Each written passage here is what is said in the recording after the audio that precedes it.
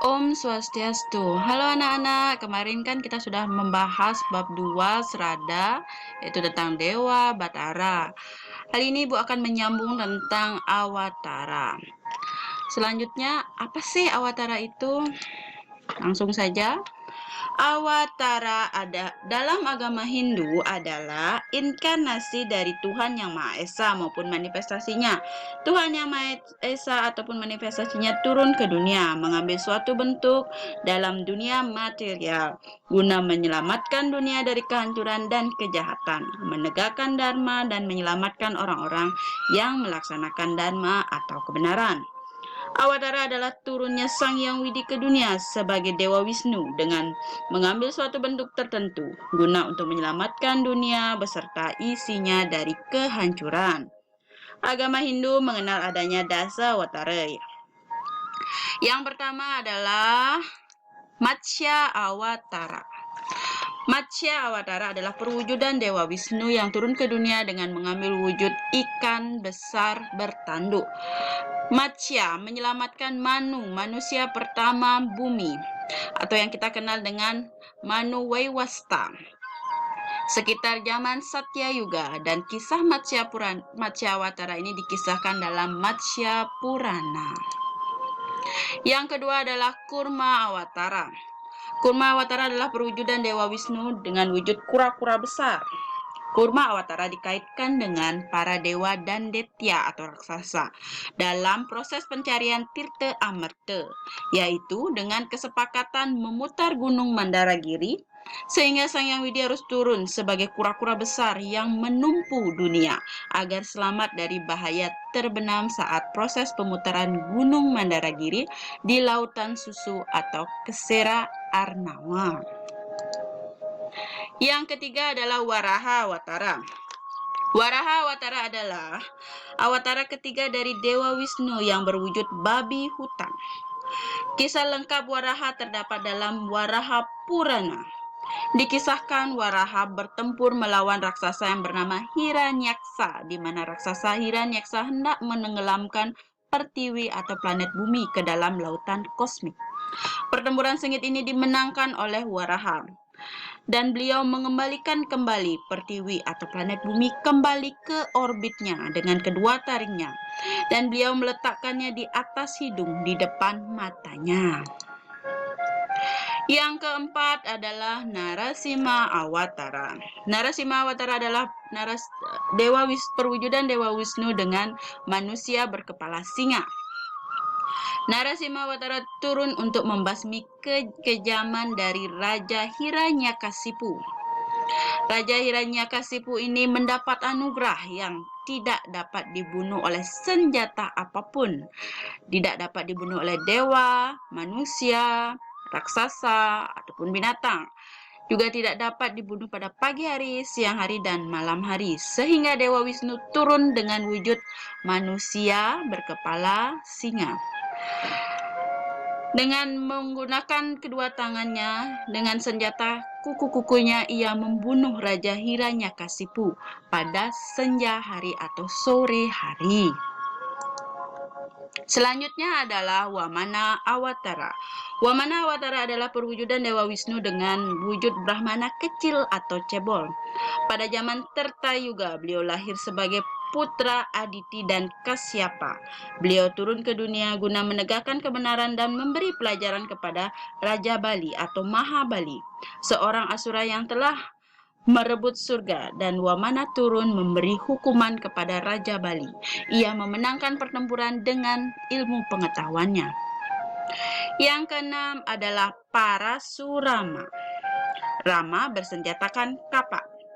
Parasurama turun untuk membasmi para kesatria yang menyalahgunakan kekuasaannya serta menyelewengkan ajaran Dharma.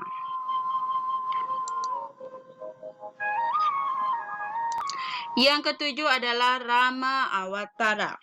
Rama sebagai putra Raja Dasarata dari Ayodhya turun untuk menghancurkan kejahatan yang ditimbulkan oleh Rahwana, raja dari Alengka.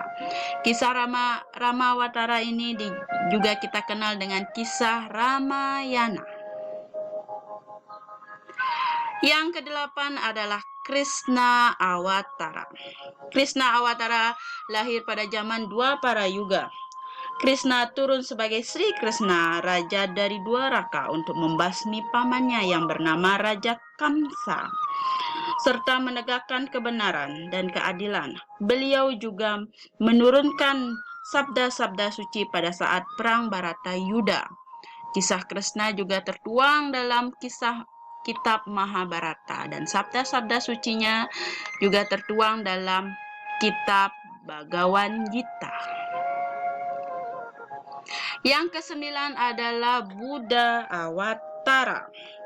Buddha Awatara adalah Buddha Gautama, menyebarkan ajaran Buddha dengan tujuan untuk menuntun umat manusia mencapai kesadaran, penerangan yang sempurna atau nirwana. Baiklah, selanjutnya adalah yang Awatara ke-10, Kalki Awatara.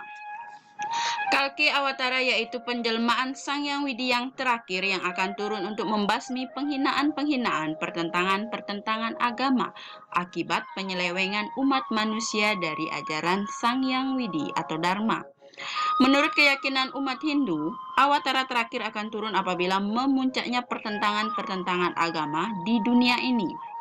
Dalam ajaran agama Hindu, Kalki juga dikenal sebagai Kalkin atau Kalaki, adalah Awatara ke-10, Dana Maha Awatara atau inkarnasi terakhir dari Wisnu sebagai pemelihara.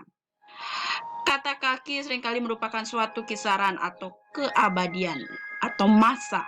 Asal mula nama tersebut diperkirakan berasal dari kata kalka yang berarti kotor, busuk, atau jahat, dan oleh karena itu Kalki yang berarti penghancur kejahatan, penghancur kekacauan, penghancur kegelapan, atau sang pembasmi kebodohan.